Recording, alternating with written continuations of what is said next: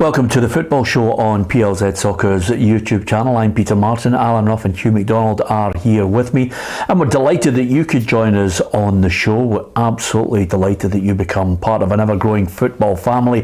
The figures for the month of April are absolutely fantastic. Thank you so much for every one of you consuming all our content, not only on our YouTube channel but on our app and on the website, and of course across all our social media channels as well. We're trying to bring you managers, players, of course features and one-to-ones, all sorts of documentaries as well, and there's lots more to come. We've got lots planned over the summer as well as we get bigger and better, and hopefully with a bit of luck these two characters who started it all off with me 10 years ago will be here for another season of Scottish football and beyond. We like to talk about everything, so we also like to mention some of your comments as well, and we'll discuss that throughout the next hour. And there's a few things we must mention. First and foremost, I think we've got to start off with an apology to everyone yesterday with just a blatant, just a disregard for fashion in the 21st century. I mean, when Adam went to get a perm, I nearly fell off the chair. I thought, is he on the show? Can I get back up in time from Fleetwood, Ruffy? Yeah. I mean, it was just an absolute shocker. Who has a perm in the 21st century? What trend? Well, I had one. Yes, that was 1978. No, I was stunned as well. Yeah. I thought he just didn't have time to wash his hair before he come on. Yeah. He just let it go, and it just. But no, he was adamant. This is a new style, the soft perm with the youngins. I'm hesitant to criticise anybody's hairstyle, I must admit. Yeah, but you don't walk about looking like Mickey Dolenz from the Monkees in the 1960s. You, I mean, you have to have a word with yourself. I don't know. Looking at my head, you know, the only problem this show has is the makeup budget to dampen down the glare from my napper on the afternoon show. Yeah. Interesting, Peter, you talked about figures going through the roof, and my journeys throughout Scottish football, terrific. People coming up to me and saying how much they enjoy the show. I was at Beath last week, Alan, and when they won the league, and I met a new wee pal, right? And I'll give him a shout out today because he watches the show with his dad, and his name is Cooper Loudrup Payne. I didn't have time to ask him what team he supported because we were talking about Beath a lot, but he was in great form with his dad, talking about Beath on the day, saying he enjoyed the show. So a wee shout out to Cooper Loudrup Payne. Yeah, which actually is fantastic because it does remind me of Sati Singh, who owned the Indian restaurants. A great lad, Sati, and he obviously says, look, the birth of my next child will be named after the next Rangers goal scorer in this game. And would you believe it, Oleg Kylichenko. No, it was Oleg Kuznetsov, wasn't it? Oleg Kuznetsov, and that's his son's called Oleg. It's a fantastic name, isn't it? Oleg's a great name. Yeah, absolutely. Took a lot of bottle, didn't it, Ruffy? Yeah, he loved it. You know, any time you went into the restaurant, he used to tell everybody. And it's great, brilliant, superb. Not quite sure I would do that, but nevertheless, you can't call a girl Kenny Dalglish, can you? It just makes it. It just makes it difficult in life, to be honest with you. So that's great, Cooper. Brilliant. Good that you're a supporter of the programme. We're absolutely delighted with that. And we've got a message here from George Riley, who is absolutely raging. Shocking. Scottish Cup final, moved to an evening kick-off. I'm a Celtic supporter, he says. It's not fair on the Inverness contingent having to come down for an evening kick-off. Viaplay and the BBC are both covering the game. It's always been a tradition that it kicks off at 3 o'clock. I know they bring some money into the game with broadcasting, but BBC are also broadcasting it. And of course he's really not happy because why can't it be the same time for both fixtures? At the end of the day, you have a choice what game you want to watch, but again, it's spineless, the so-called Scottish elite pandering to the English game. Why can't they move it? I'm disgusted. And I think George is probably like so many fans looking at it and saying, it's just bang out of order. Yeah, we all want a 3 o'clock kick-off, you know, and it would suit the travelling Inverness fans. I'm sure it would suit the Celtic fans as well, who'll be coming from far and wide, you know, but we all know why it is. It's because the broadcasters call the shots. They pay the money and they pander to whoever they've got to pander to, and the football has to look after itself. I'm sure we'll get over it eventually. We go down the road. You know, I think we had the same trouble. I think when Hearts or Hibs were travelling through for Edinburgh for a time. I would hope that train seems to be the biggest bugbear. I think the last train back to Inverness is 7:30. So you would like to think the trains would maybe push out a wee bit and put some more trains on. Well, and they did it for the rugby. Yeah, you would like to think that would happen. But no, 3 o'clock is what we all want, you know, but unfortunately there's a much bigger game down the road. Well, I think that's the key point, Ruffy, rather than anybody having to travel all that way to Hampden. Everybody knows the deal's in place. Hampden is where the cup final is. Hampden is where the semi-finals are. So there's no point in having any more of that argument, but it's that whole situation which I think is irking people, which is, well, the English FA Cup final is... That's where the BBC are saying that's where you're getting it. I'll offer a counterbalance to this as well and say, well, where do the broadcasters go with it? Because quite simply, sponsors want a lot of people watching it, and maybe there's a bigger audience for Man City, Man United. Yeah, I think there is. Let's be frank. I mean, I think if you talk about worldwide, you know, interest, I think Manchester United, Manchester City is a worldwide game.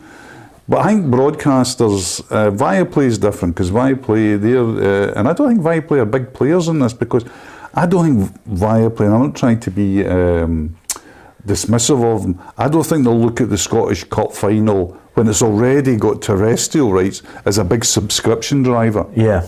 Their big subscription driver happened in the last round.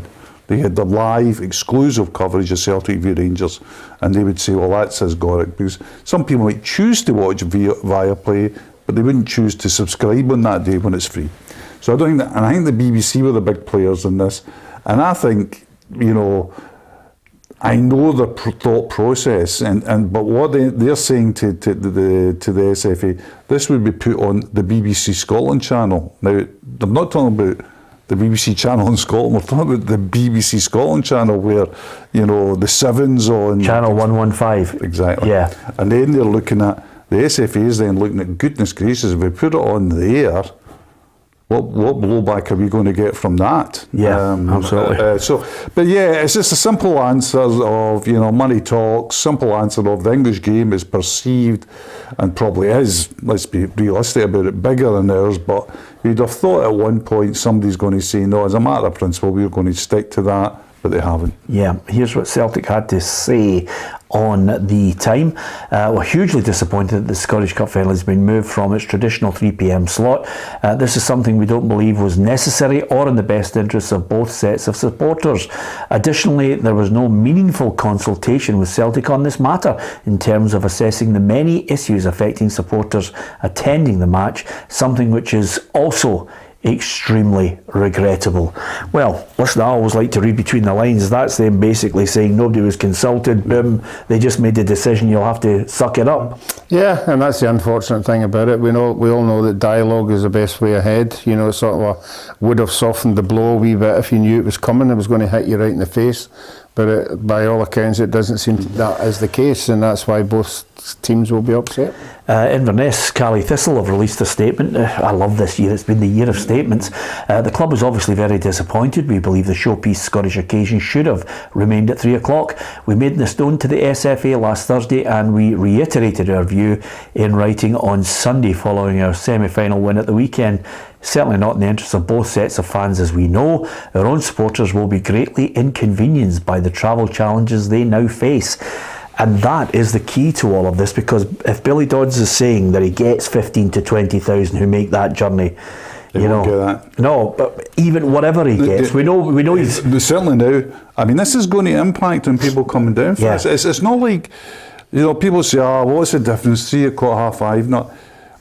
If you're travelling, and there'll be people travelling from all over the world, Inverness fans will be travelling from all over. There'll be Inverness fans in Spain and things like that. This is maybe my first and last time to see my team in a cup final. Celtic will have huge numbers coming from the north of Ireland and the Republic of Ireland alone, and other parts of Europe.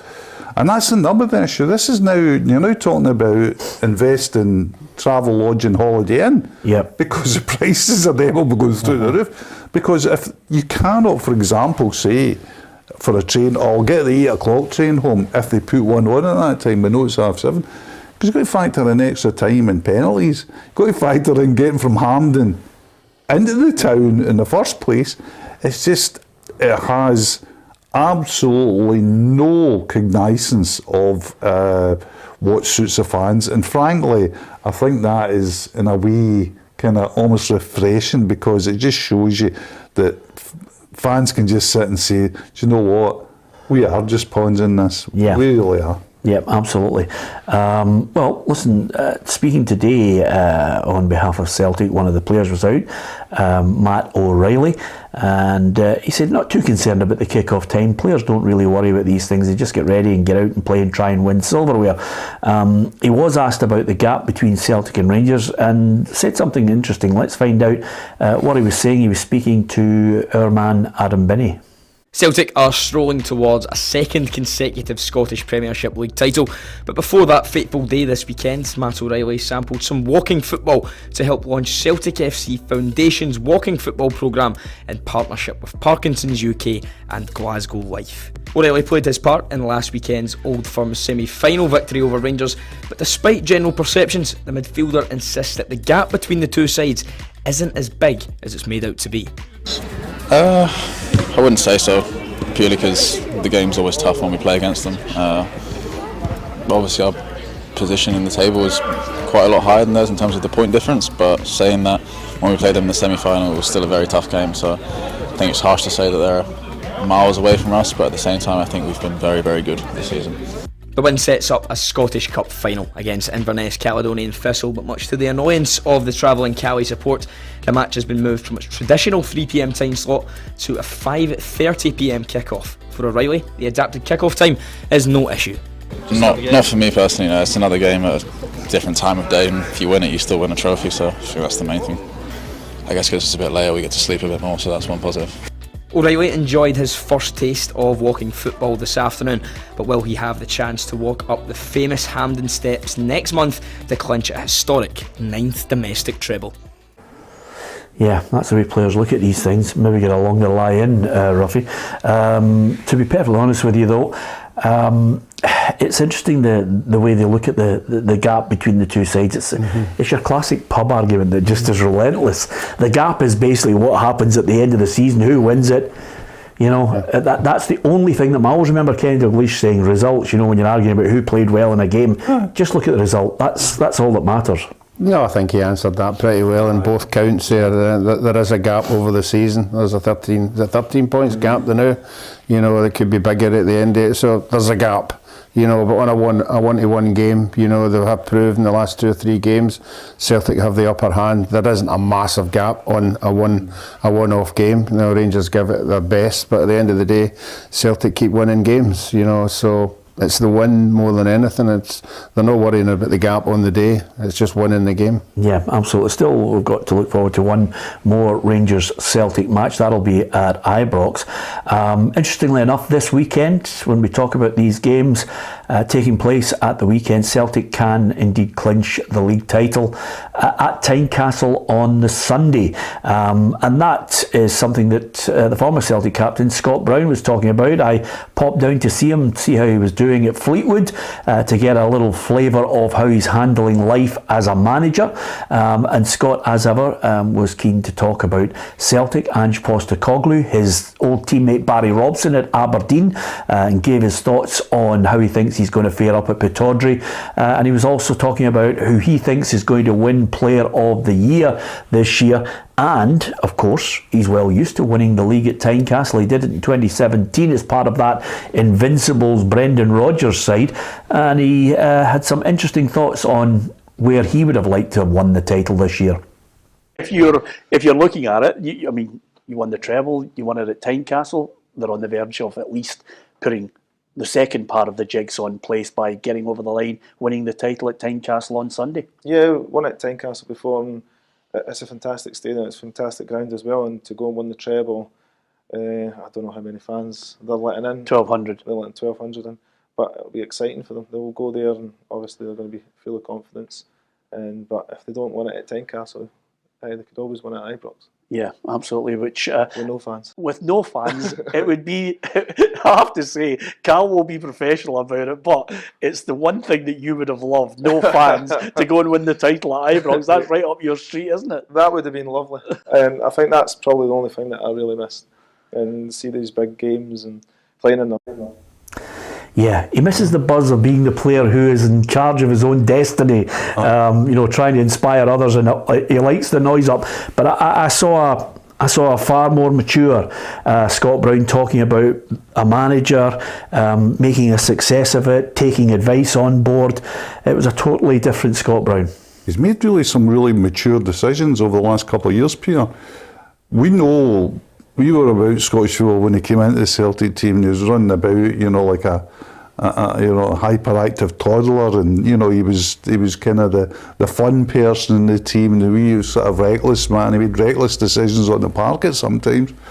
But we watched him grow, and I think I watched him on many occasions just becoming the captain of Celtic, becoming a sort of ambassador for Celtic, and I thought he made decisions that could be difficult for people, but were good decisions. Like he left Celtic. I mean, he could have sat at Celtic. Celtic would have given him, the B team or a youth team to coach and all that. And he realised he had to get out of there. And then when he went to Aberdeen and there was a change of regime there, he was big enough to say, do you know what, this change of regime might not fit me as well. I'll go elsewhere. And Fleetwood has been perfect for him. It's been absolutely perfect because he's involved in a good, high level of football. We know it's League One in England, but it's a good level of football. There'll be some pressure on him, but he can go about his business and learn things with his assistant, Stephen Whittaker. So I think he's made smart decisions. I mean, like everybody else, he'll need a bit of luck. He'll need it, in his football career. He'll need the odd result to go for him and all that. But he's done smart things over the last couple of years, I think. Yeah, the hospitality down there, Ruffy, was fantastic. It's great because, I don't know if you remember, Barry Nicholson came in onto our show. Barry's a great lad. I love Barry and Stephen Whittaker. Two guys, he says, the banter between them, Rangers fans and Scott. And I did say to Barry, what happens if he comes back to Celtic and he's got to take his backroom team with him, and the look on his face was absolutely priceless, Ruffy. That big decision you've got to make. Yeah, I'm sure the Fleetwood boys would enjoy the banter in the dressing room with the three of them. They'd be good fun, and I think you need that in a dressing room. You need that kind of banter and that bit of fun to take away the pressure. So no, I think the three of them would be good, but it would be an interesting decision. Yeah, I thought it was great, by the way. What, Fleetwood and Blackpool and that whole area has got a strong Celtic Rangers contingent of Scottish people, and Will, who I think is the commercial director, and Fleetwood commercial director means does everything. And he did say that when they were interviewing them in the Zoom, because his dad's a big Rangers fan, and he went to the chairman and he went, you can't give the job to Scott Brown. He says, my dad hates him.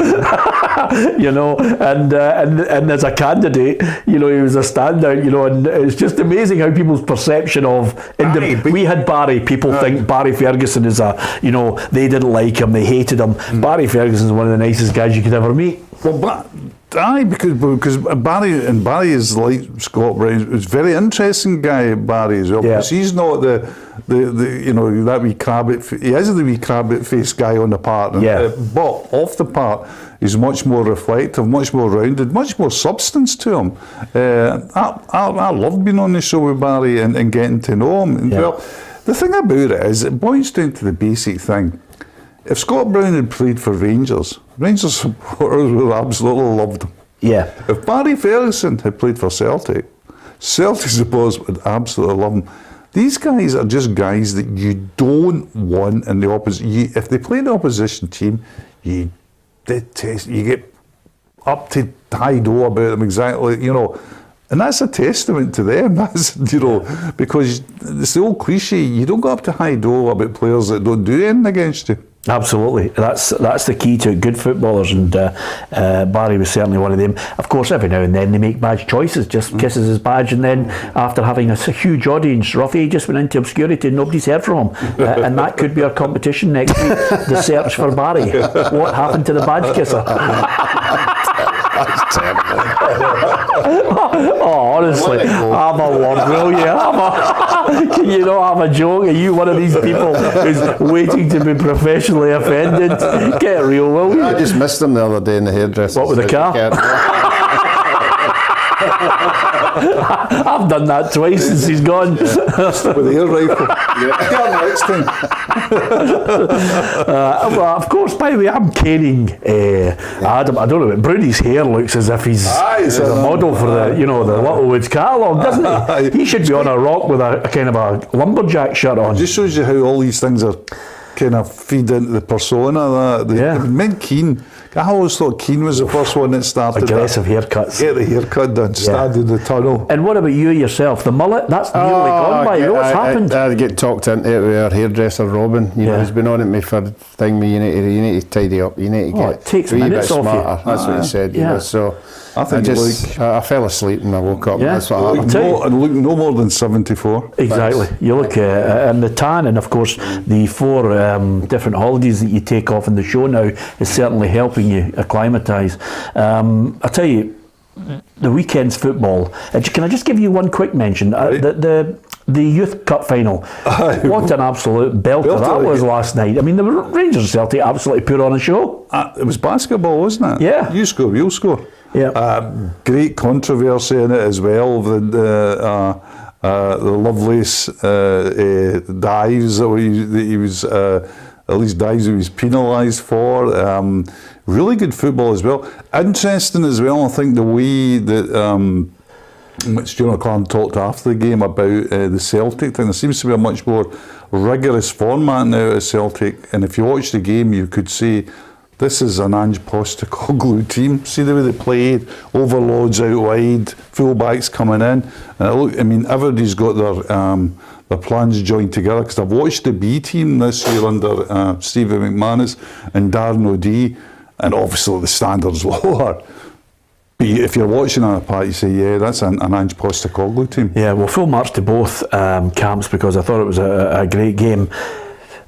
In the main games of the weekend, Ruffy, of course Celtic can win the title at Tynecastle, but I thought on Stevie Naismith, he says it's irrelevant what's happening with Celtic and what they're doing, because at Tynecastle there's still points to play for, there's still a position to battle away for right to the end, and of course for Stevie Naismith there's a position as manager to battle for, because he could pull off the same as Barry Robson's managed to do at Aberdeen. Well, that's what he'll be saying to himself. He'll be saying to himself, look, Aberdeen board impressed with Barry, you know, Kettlewell's impressed at Motherwell, and if I'm impressed, they might just say, well, why look anywhere else? Why? His last result wasn't that bad, was it? Dip your toes into, some guy coming from down south who's maybe have a good pedigree but might not suit the position. So he'll know that the next 5 games are the ones he's had. They've been important, but the next 5 games will be even important. But even beating Celtic in this game would be really for the board to make up their mind. Do we give him it? And he again,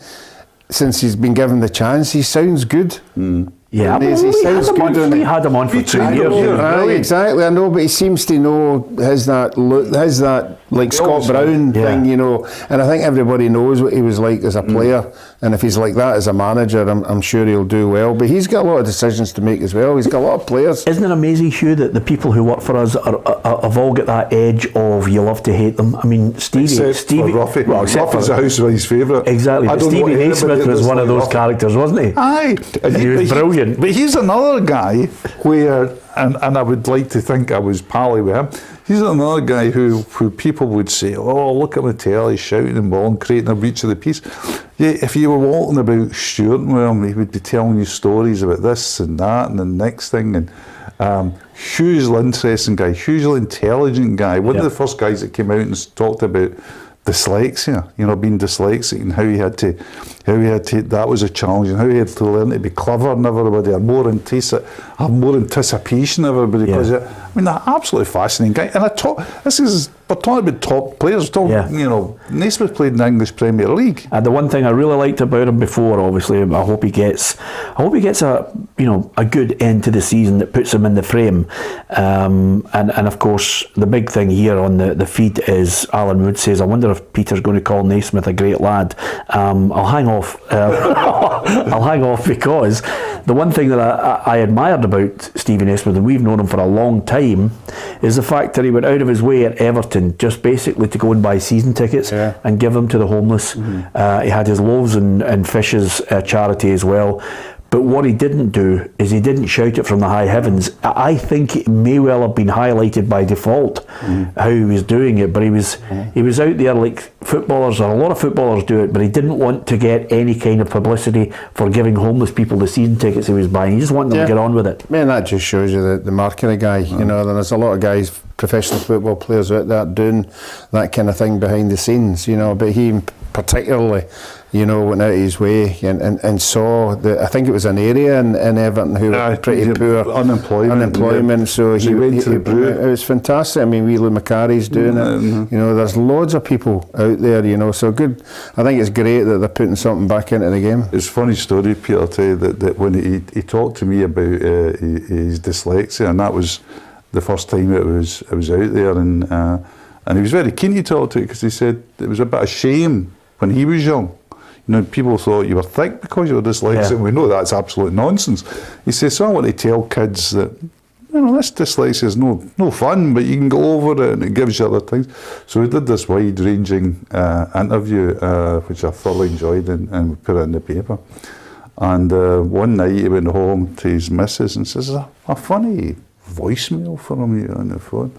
And the voicemail said, "Oh, it's Sean Connery here. I'm phoning for Stephen Naismith. I want him to phone Sir Jackie Stewart." And, you know, so wind up. Boys at Rangers or something. Just halfway through his tea, the phone rings and he picks it up.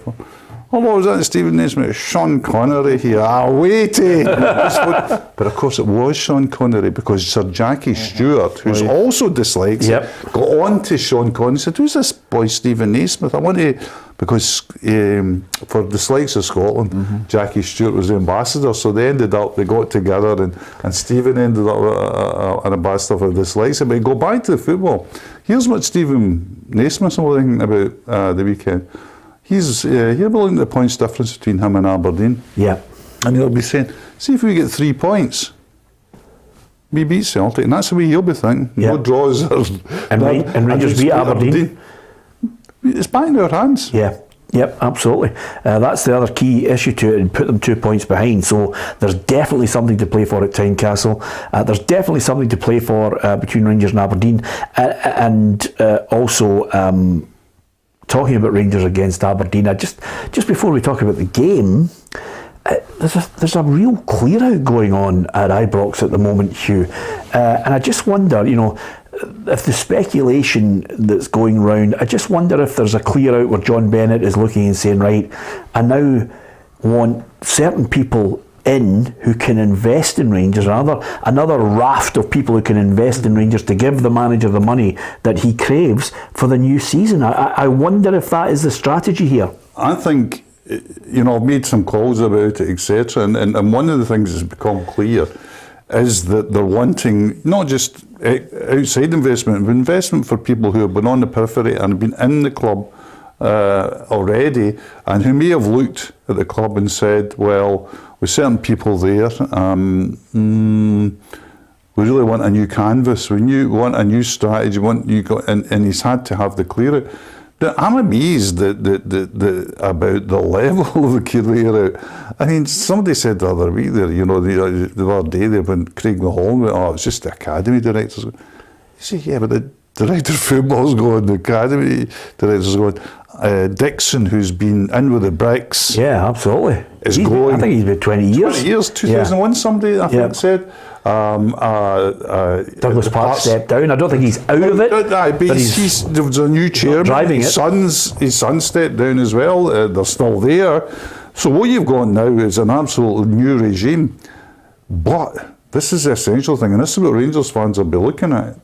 They have to fill positions quickly, because this isn't a period where they can say, right, let's take a breath and get people in, because they have to be recruiting. The manager has told us this is a massive, his words, rebuild. So they have to be on the ball already, and they have to be making conversations and have budgets. And so there's big workloads, and heard from James Bisgrove, who's a commercial man, is now coming into a situation where he's going to have to take a real leading role in signing players and deciding budgets. And can he decide budgets till he knows what kind of level is out for the side? How much money is there to spend? Huge question marks. Who leaves? What money do they get for people who leave? And it's a very concertina time frame as well. People say, I've got the summer. Well, a couple of months, we're back in here again. Yeah, absolutely. And that is why, I'm looking, and there's a big dilemma for the weekend, because Michael Beale has already mentioned he's looking for about a dozen players to the turnover. So if he gets a dozen players in and keeps certain players, there are players there right now who know they will not be at Ibrox next season. I wonder what type of team he's going to pick for the game on Saturday. And the second part of it is, and I think lots of Rangers fans will come out in great numbers, but there will be a certain amount of apathy waiting and saying, okay, we're not happy the way the season's finished, we're not happy we didn't win silverware, we want to see the signings you're going to make and the calibre of them. And also I think the board is under tremendous pressure to back him. But I wonder about the team that he picks for the game against Aberdeen. Well, the first thing is he's got to still win games. He's got to keep the supporters on board. He's got to keep them. Well, we're all talking about how many's going to turn up. I believe they'll all turn up because supporters always turn up when, well, not always turn up, but I would think at this moment in time they see the things happening behind the scenes, they'll buy into that. And another thing the fans will buy into is young players getting a chance. I think the young goalkeeper should get a chance, McCrory, if he's fit.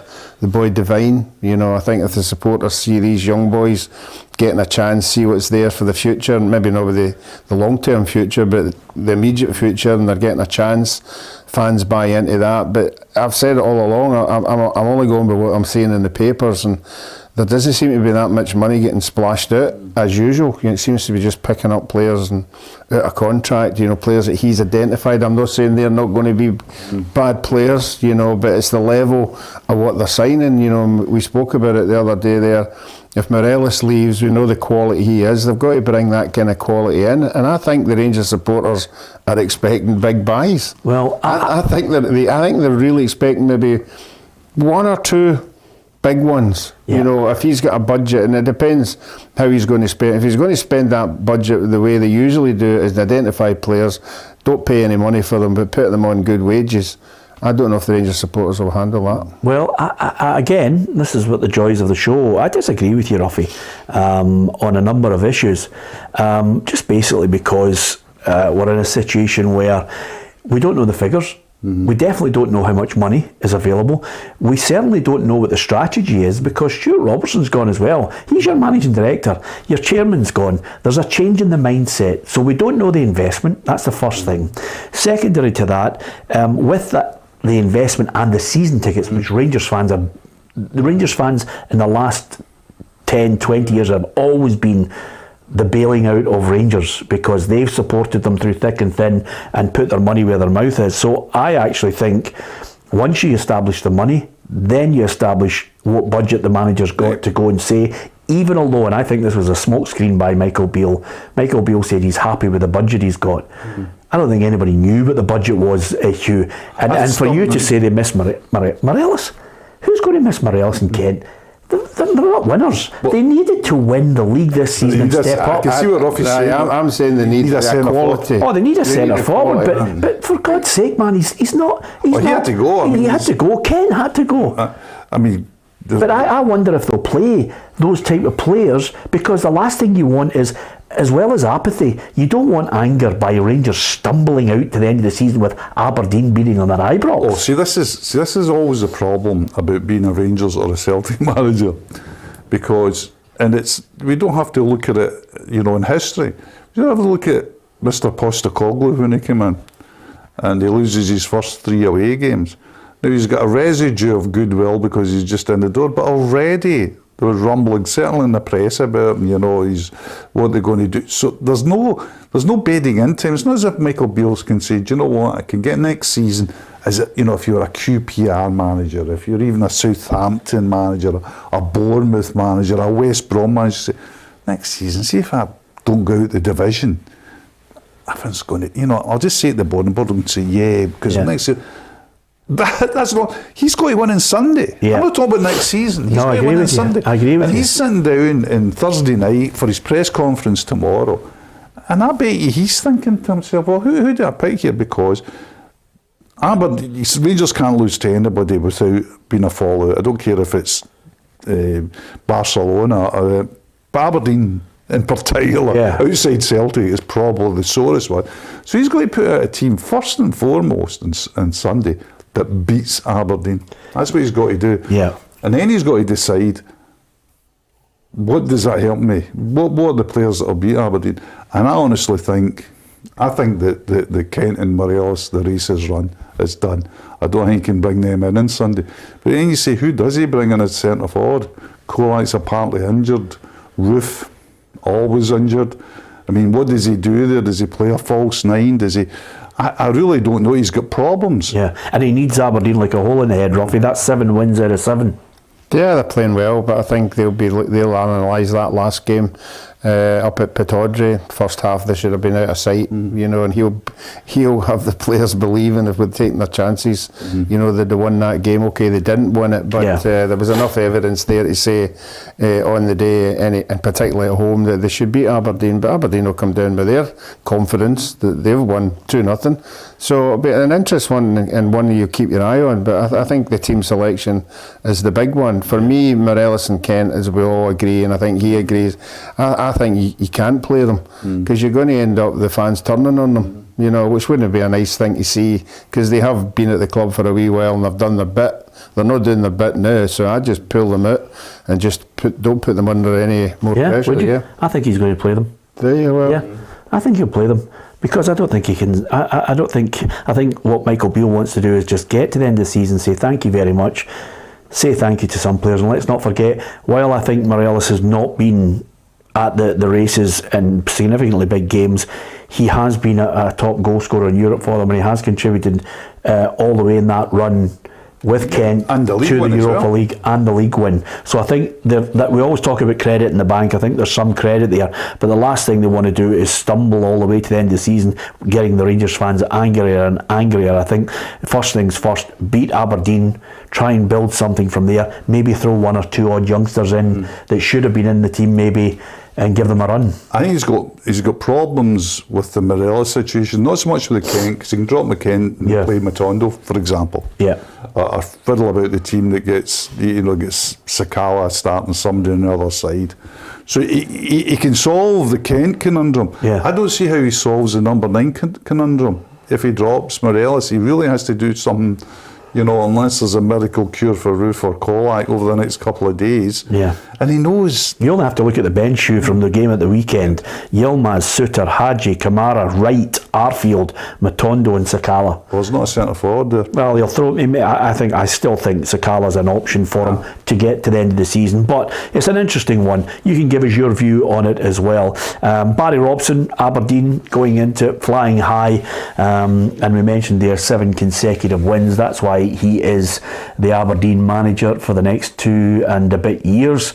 And he's got a chance to build his own side as well. And interestingly enough, his former teammate Scott Brown is talking about Barry and his job at Aberdeen and how he thinks he'll fare. So it's well worthy of your consideration. Have a wee look at it. Scott Brown 1-to-1 is on PLZ Soccer's YouTube channel tomorrow. And thank you to so many of you who comment on our content. Some of you don't like what we have to say, some of you do.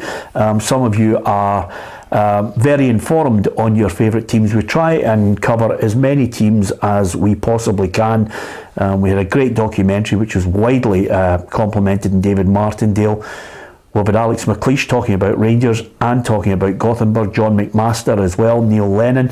And we try and give you as varied content as possible, and the guests that we've had as well.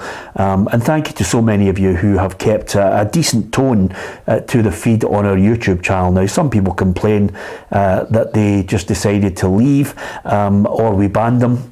well, we're sticking up for the decent people who don't go into the gutter and abuse other people who watch the programme. So if I'm going to get caned for that from now until doomsday, I'm quite happy to do it, because as we started, Ruffy, all those years ago with the "this is not the show for you," you and I will live or die by it. Is that fair? Yeah, I would say so here. But again, the majority are the people that we want to hear from. You know, they're the important ones. Yeah. And the people in the comments that come in, and if you look at them from the real supporters, they enlighten us, because we can't be across every club in depth. No. You know, you can sit, no matter how much research and reading and watching you do about, say, St Johnstone.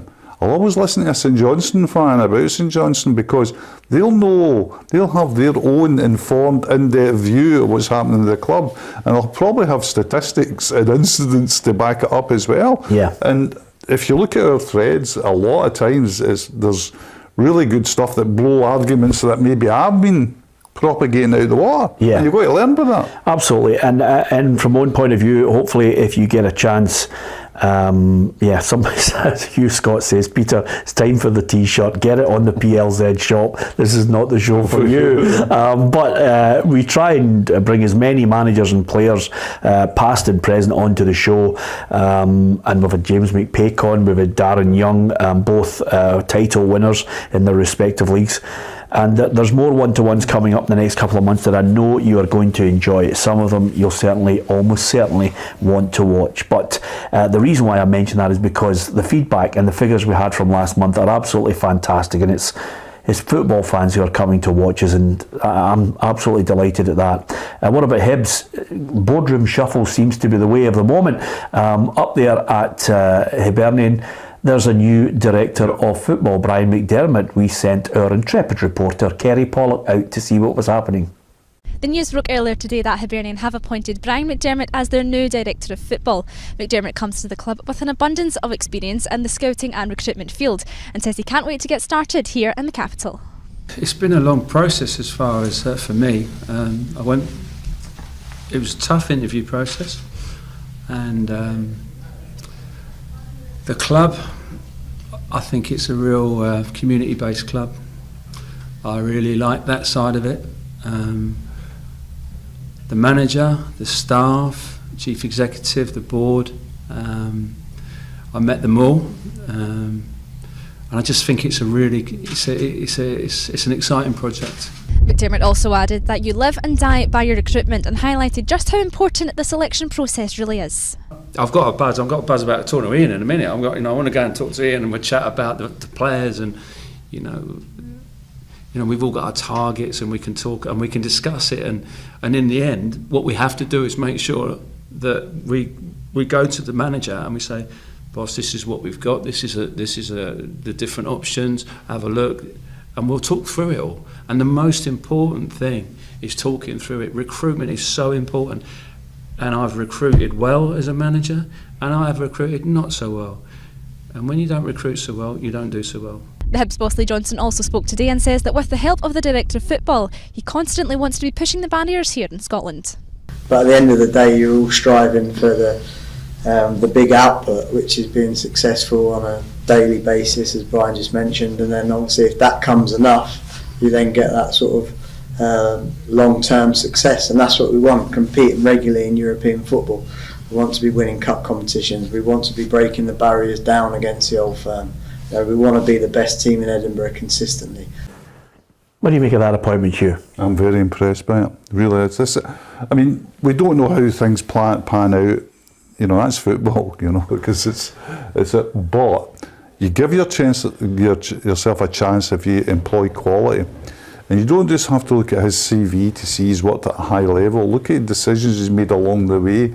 I like the fact where he said as well, he's not made some great decisions. And that shows not only humility, but a recognition of how difficult the job can be. But he's made some smashing decisions in his time. He was really a revolutionary character at Reading. Yeah. A very interesting man to listen to. I've talked to him as well. Interesting man to listen to.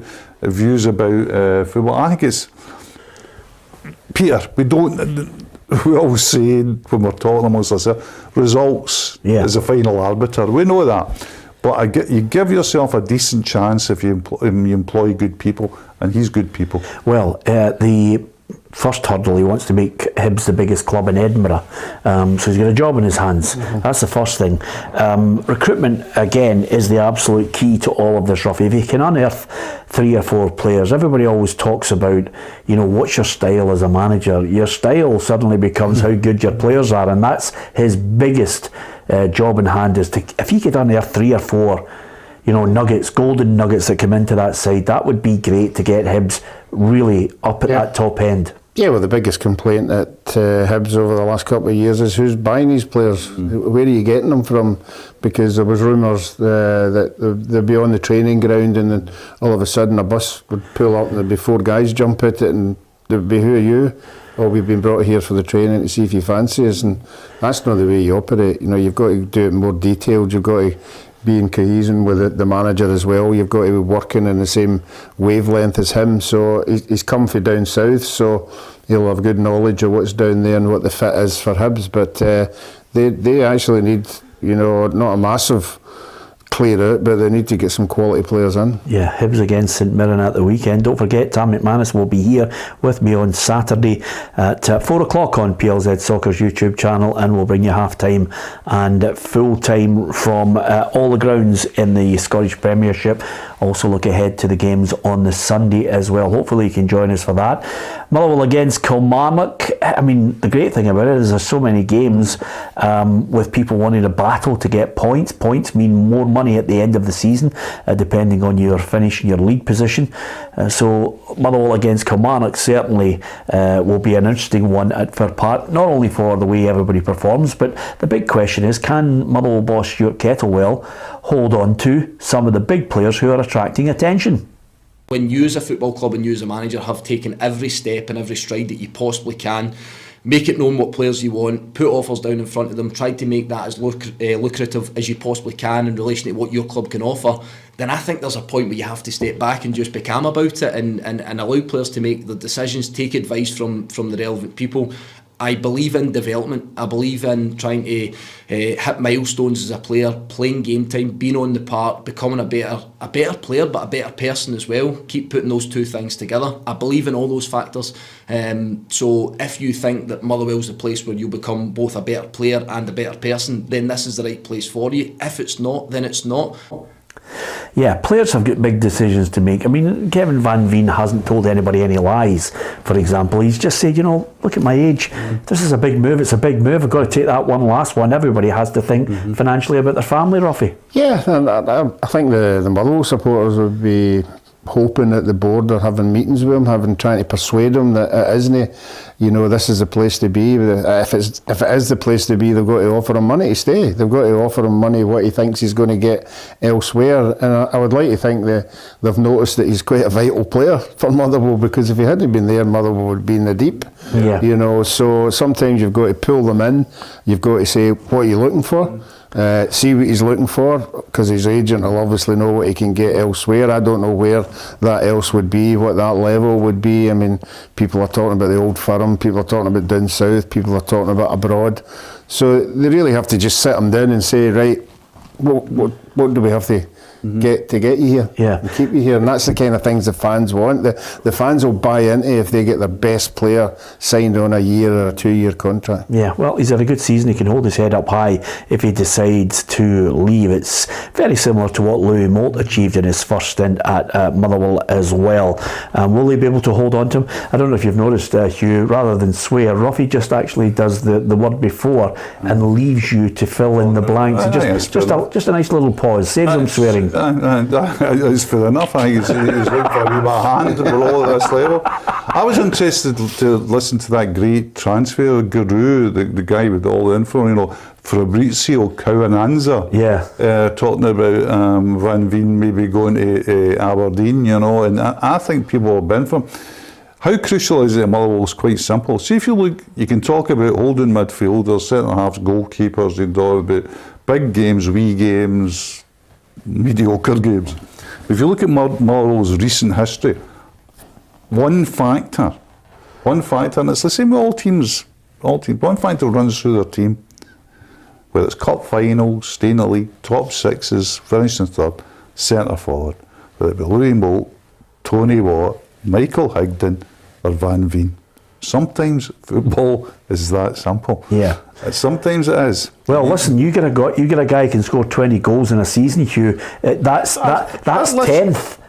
That's 10th upwards. You know what I mean? It can save you from that playoff place. You know, and that's what it's done. You can take you into the top six. Any time Motherwell will do well, just look at the number 9. Yeah.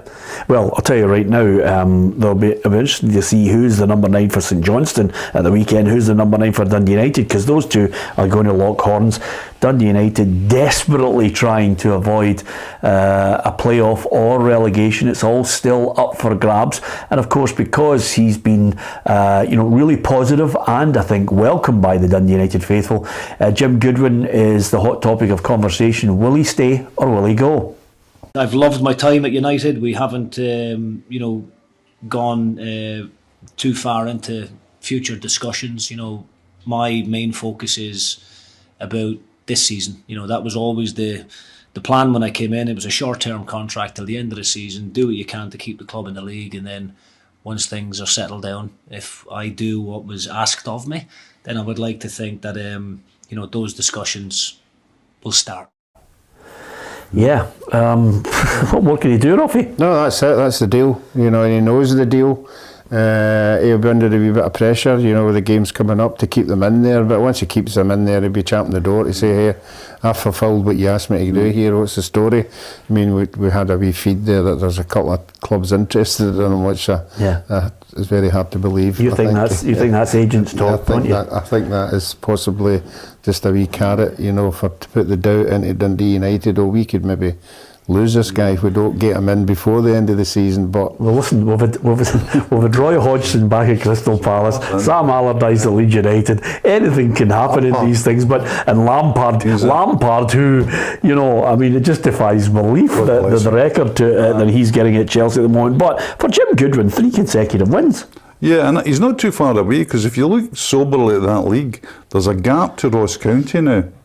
And I think a lot of teams in that bottom 6 would say, see if Ross County go down, we wouldn't be devastated. We don't want to do it, but we wouldn't be devastated to be in the playoff race. He's got St Johnstone, Ross County, then Livingston, Kilmarnock and Motherwell. And I think the first 2 games could make him safe. Absolutely. Yep. That's how. If he wins 6 points, the 6 points, they can hire a bus and go down to Blackpool. Yeah. I mean, because once they're out of it, and they can do the. And again, seeing that with the Premiership as well, Peter, you know that the playoff spot is not a guarantee of safety, because we know that it hasn't worked for Everton. But the dice are really loaded in your favour. Yeah, absolutely. Ross County need to find a win from somewhere, and they take on Livingston.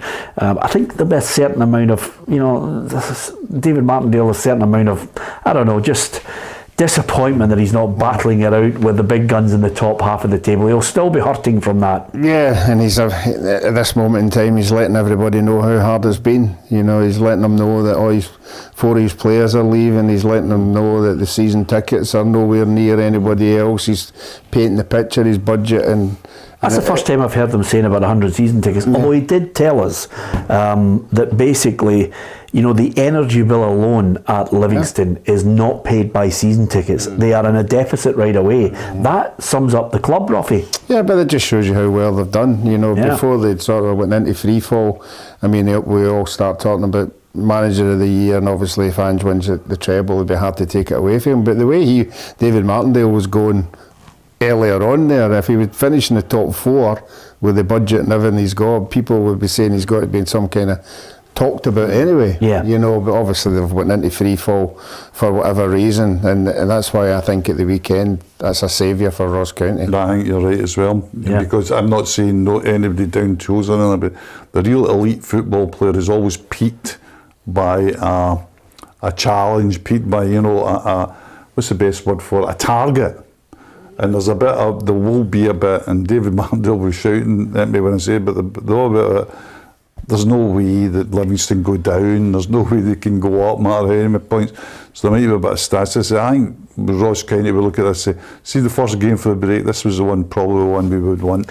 Yeah, absolutely. And of course, lots of managers and players are casting votes for Manager of the Year, for Player of the Year. I think David Martindale certainly caught the eye and might have been in the running. Whether he's in the running by the time we get to the PFA Scotland Player of the Year Awards on the 14th, only time will tell, because the nominees for the top flight are coming out very soon indeed.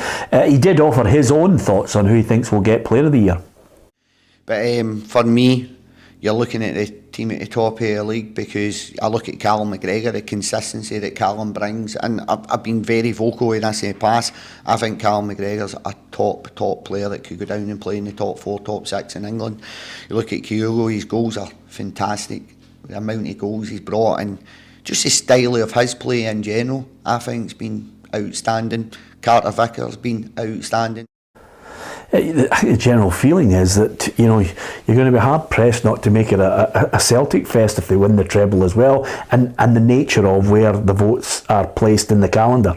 Yeah, I think though there's always room for there's always room for, say, a Van Veen to come into the reckoning. There's some, just as a wild, not to win it, no way. I mean, Craig Gordon did very well last year. I thought that Carter Vickers was just, I wouldn't entertain any arguments last year. I thought Carter Vickers was the man of the season last year. Yeah. I think all Celtic's victories last year were built on that defence, and he was outstanding. And this season, I think David Martindale summed it up. I mean, McGregor's the best player in Scotland. Yeah, it'll be interesting to see who gets the nod. Down south, there's only one man I think is going to pick up every award. Erling Haaland. He's breaking records. A 28-year Premiership goal-scoring record. It's 35 goals scored in 31 games. Path last year. You told us it was going to be good. Yeah, exactly. Yeah. Well, see this, Has he have you underestimated or has he over-exceeded your expectations? No, he's actually, if anything, you know, see this guy's, Peter, I watched him with Dortmund and Ali with my son, and Ali and I've watched football in 8 different decades. Yeah. 8 different decades I've watched football. My son's been watching football since he was 3. His first game was still in Albion v Montrose. And we were sitting there, we're not easily blown away, you're just looking and saying, what is going on here? He had a rotten game once, right? Yeah. We travelled to Bremen, right, to watch him. Watched Dortmund, our team. Yeah. We watched him all game. And we just knew, at one point in this match, he's just going to beat Erling Haaland. And he got the ball out wide. And it was like the primary 7 boy against the primary 2. He just said, you know what I'm going to do? I'm just going to run the hell into the park and batter this into the net. And that's what he did. There wasn't any sophistication about it. He just got the ball, bumped guys out the road, went through, 1-on-1 with the goalie, bang. Yeah, well, I'll say another thing as well, which is a tragedy for me, Ali. If he'd stayed in Dortmund for another season, Dortmund would have won their first Bundesliga title for many, many years. Yeah. That's how good he is. He just changes teams. Well, you don't have to convince his manager how good he is. It's a joy to not just to work with him or be a manager. I think everyone is happy to have him with us, and of course this record will be broken sooner or later, maybe for him in the future or maybe another one, but he had to score a lot of goals because he scored a lot. Yeah, Phil Marstrom is scoring goals for fun. I think he'll be the undoubted player of the year. As far as manager of the year is concerned, I'm not sure 4 games left in the season is enough for Sam Allardyce to win it, but he's certainly going to try and keep Leeds in the division, and Sam thinks he's just as good as Jurgen and Pep. People think that I am old and antiquated, which is so far from the truth. I might be 68 and look old, but there's nobody ahead of me in football terms. Not Pep, not Klopp, not Arteta. So it's all there with me, and I share it with them. They do what they do. I do what I do. But in terms of knowledge and depth of knowledge, I'm up there with them. I'm not saying I'm better than them, but certainly as good as they are. Well, there you are. A wee bit of confidence yourself. On yourself, Sam. That's brilliant, isn't it? I mean, see if you're a journalist sitting there, you're going, But yeah, see if you're a dancer. player as well, you're saying, because the players will have doubts about this. These players nowadays, question managers. They say, this guy fancies himself, let's go. But he's got, the fact of the matter is people say it's a desperate move. You better believe it's a desperate move. And it shows the problems of relegation in the Premier League.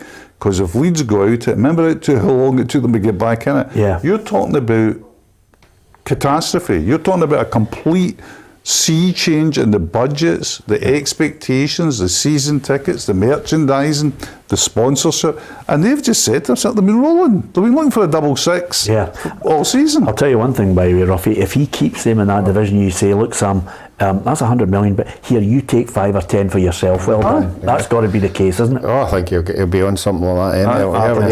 He'll have a starter figure and then an end figure. I think he's got, it'll be a 7 figures, and don't worry about that. There'll be a few million if you keep us in this league. That's how vital it is. It's listen, that's the nature of it now. Managers have got a job, 4 games to turn it around, it's crazy. We've had managers sacked after 7 games, managers sacked after 19 games. We've had some managers who were sacked for being rotten and brought back as a rotten manager to manage again. Can you sack the caretaker to bring in a caretaker? Absolutely you can. It's the mad world of football. Listen, if you get a chance, don't forget PLZ Soccer's YouTube, a 1-to-1 with the Fleetwood Town manager, Scott Brown. Great thoughts on Ange Postecoglou. Great thoughts on, of course, the chances of Celtic winning the treble. Aberdeen boss Barry Robson, he's talking about that. He's talking about his time now as a manager at Fleetwood and his ambitions. It is well worthy of you viewing it, as in the coming weeks you will be able to view more than a few 1-to-1s with some very interesting people. I know you're going to enjoy it as I head out in my travels. You never know, I might take Ruffy with me the odd time now that he's sharpened himself up with that new haircut. But it's well worth hitting the subscribe button on PLZ Soccer's YouTube channel. If you hit the bell, you'll get the notifications of when all this stuff is coming up as well. It's been great. Great to have Hugh back with us. He's been on his travels, certainly enjoyed the football in Germany, and as ever, Ruffy will be back with me tomorrow with Tam McManus. Will Tam have a new haircut to just basically cap off a mental week here on this channel? Adam with his perm from 1978, and Ruffy with a new short boy band look. What's the world coming to? Join us tomorrow and we'll find out.